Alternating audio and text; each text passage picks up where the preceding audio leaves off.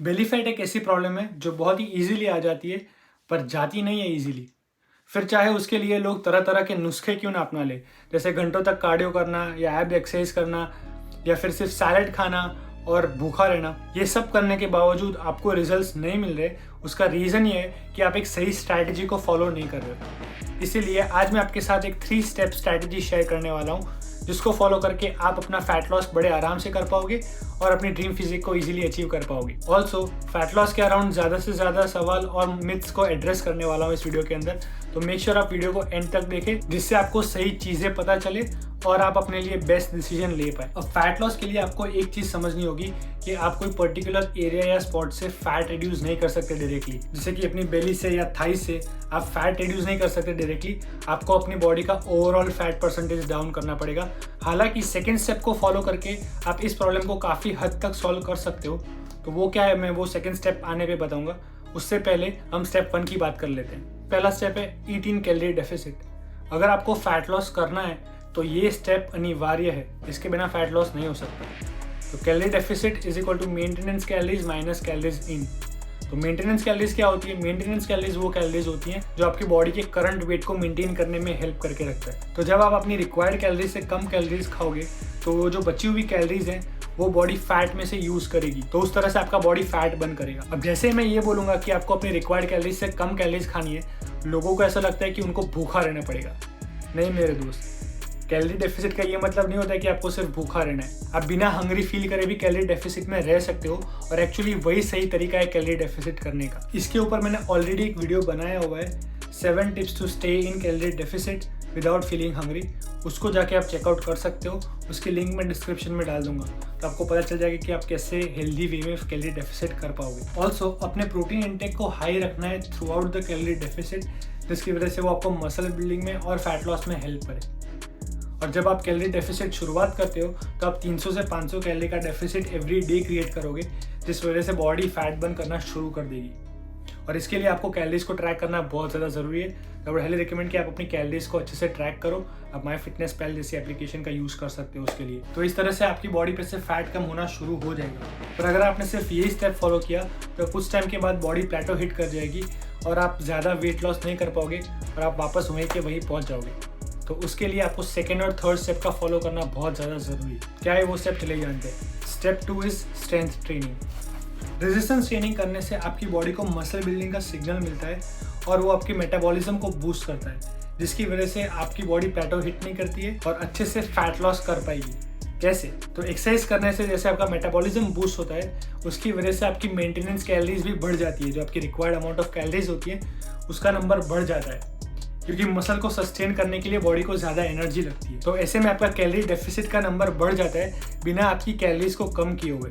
तो let's say अगर आपने 500 कैलोरी का डेफिसिट क्रिएट किया था पहले और आप स्ट्रेंथ ट्रेनिंग अच्छे से करते हो, तो मसल बिल्ड होने की वजह से, मेटाबॉलिज्म बढ़ने की वजह से वो बढ़ के 550 हो जाएगा या 600 हो जाएगा। तो उस तरह से आप ज़्यादा अच्छे से फैट लॉस कर पाओगे। अब एक्सरसाइज में लोग ये गलती करते हैं कि फैट लॉस के लिए लाइट वेट और हाई रिपीटेशन लगाते हैं और उसके साथ कार्डियो को ऐड कर देते हैं एवरीडे। बट ऐसा करने से आपकी बॉडी पे स्ट्रेस बढ़ जाता है और बॉडी एक कैटाबॉलिक स्टेट में चला जाता है और उससे आपका मेटाबॉलिज्म बढ़ने की बजाय कम हो जाएगा। तो ऐसा नहीं करना है। आपको स्ट्रेंथ ट्रेनिंग पे फोकस करना चाहिए, हाइपरट्रोफिक ट्रेनिंग पे फोकस करना चाहिए, जिसके अंदर आप 6 से 12 रेपिटेशंस लगाते हो कोई भी एक्सरसाइज के। तो इससे आपका मेटाबॉलिज्म भी हाई रहेगा और आपको फैट लॉस में भी उतना ही ज़्यादा हेल्प होने वाला है।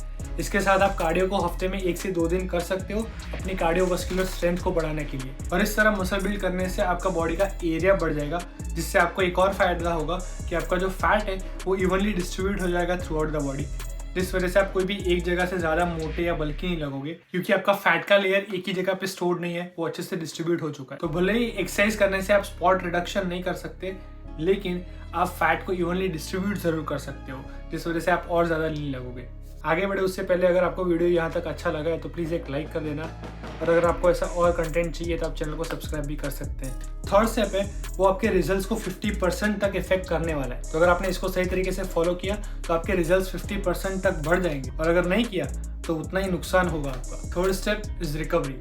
अब रिकवरी से मेरा मतलब मसाज गन, फोम रोलर या सोना या कोई सप्लीमेंट नहीं है, बट रिकवरी से मेरा मतलब है स्लीप। और इसका इंपॉर्टेंस समझाने के लिए मैं आपको एक स्टडी बताता हूँ। इस स्टडी के अंदर 2 ग्रुप्स ऑफ पीपल लिए गए, A and B, of about same age, और उन दोनों को एक फैट लॉस डाइट पे रखा गया जिनके अंदर उनके मैक्रोज, न्यूट्रिशन, कैलोरी डेफिसिट सब कुछ सेम था। एक चीज़ जो अलग थी वो थी स्लीप। ग्रुप ए को 6 घंटे की स्लीप दी और ग्रुप बी को 8 घंटे की स्लीप। और at the end of 12 weeks दोनों के रिजल्ट्स को कंपेयर किया गया। तो at the end of 12 weeks दोनों ग्रुप ने ऑलमोस्ट सेम वेट लॉस किया था। But here comes the tricky part. Group A जिसने 6 घंटे की स्लीप ली थी, that group loss 50% more muscle compare to group B जिसने 8 घंटे की स्लीप ली थी। मतलब 2 घंटे की एक्स्ट्रा स्लीप से 50% एक्स्ट्रा मसल रिटेंशन। तो जितना ज़्यादा मसल रिटेंशन होगा उतना ही अच्छा मेटाबॉलिज्म होगा और उतना ही अच्छे से फैट लॉस होने वाला है।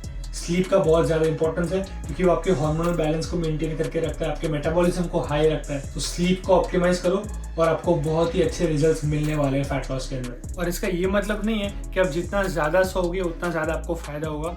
8 hours of sleep is an optimal number. उसके बाद आपको स्लीप क्वालिटी पे फोकस करना चाहिए जिसकी वजह से आप अपनी डीप स्लीप को इम्प्रूव कर सके। अब डीप स्लीप को इम्प्रूव करने के लिए आप बहुत सारी चीज़ें कर सकते हो, वो मैं बताना चाहूँगा तो वीडियो बहुत लंबा हो जाएगा। तो अगर आप चाहते हो तो उसके ऊपर मैं पूरा एक डेडिकेटेड वीडियो बना दूंगा। तो let me know in the comment section अगर आपको ऐसा कोई वीडियो चाहिए। अब आप ये तीनों स्टेप्स फॉलो करो। उससे पहले आपको एक प्री फेज फॉलो करना ज़रूरी है जिससे फैट बर्न करना आपके लिए आसान हो जाएगा और आप एक फैट बर्निंग मशीन बन जाओगे।